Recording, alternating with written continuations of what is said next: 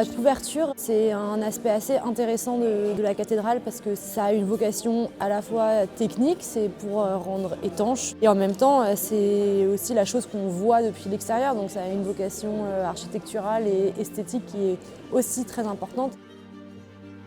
La couverture, elle a été réalisée par Viollet-le-Duc pendant ses travaux de restauration dans les années 1850. Donc la couverture qu'on restitue, c'est les mêmes travées et trames de tables de plomb sur la nef, le chœur, le transept. Et on a ces travaux de couverture sur la flèche qui sont particuliers parce que ça suit l'ouvrage de charpente de la flèche. Donc on n'est pas du tout sur les mêmes techniques en fait, de mise en œuvre.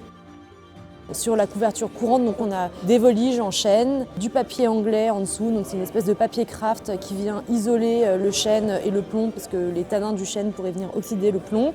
Et on a les tables de plomb qui sont posées dessus. On se prépare. Descends un peu. Hop.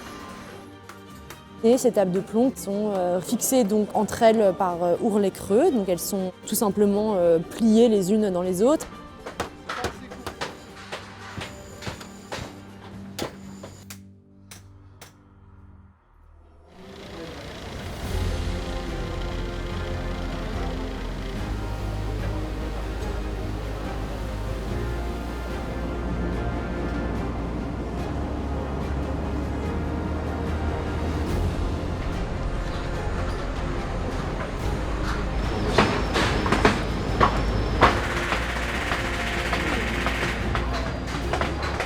On a différents types d'ornements sur la couverture courante. Les crêtes de fêtage, les lucarnes, les houteaux, la croix du chevet et les dragons au niveau de l'abside. Tous ces ornements qui ont évidemment une vocation esthétique et patrimoniale, ils ont à chaque fois un rôle fonctionnel, technique. Donc, tous les ornements de Viollet-le-Duc, ça a toujours été comme ça. Donc les houteaux, c'est en fait tout simplement des aérations dans la charpente du comble.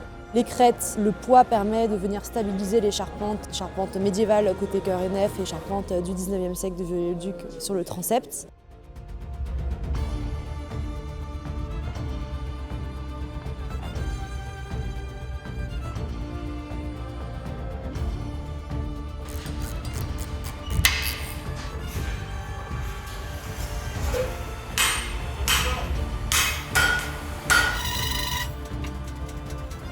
On a pu restaurer cette croix, la dégauchir, la rendre droite. Puis ensuite, avec les sculpteurs, on a redessiné tous les éléments de plomb. Et c'est très fidèle en termes de décor à l'origine.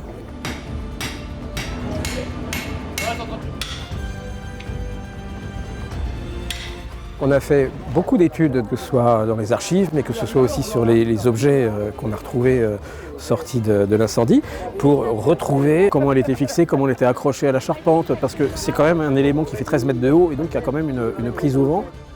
Cette croix va être l'élément le plus visible et symbolique de cette grande toiture du chœur.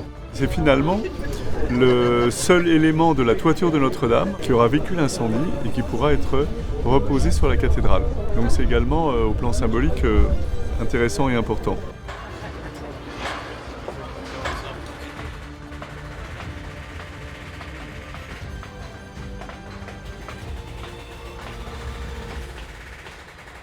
Travailler aussi avec des entreprises, des compagnons, des sachants, en fait, des personnes passionnées qui sont là pour transmettre leur savoir. C'est une chance inouïe.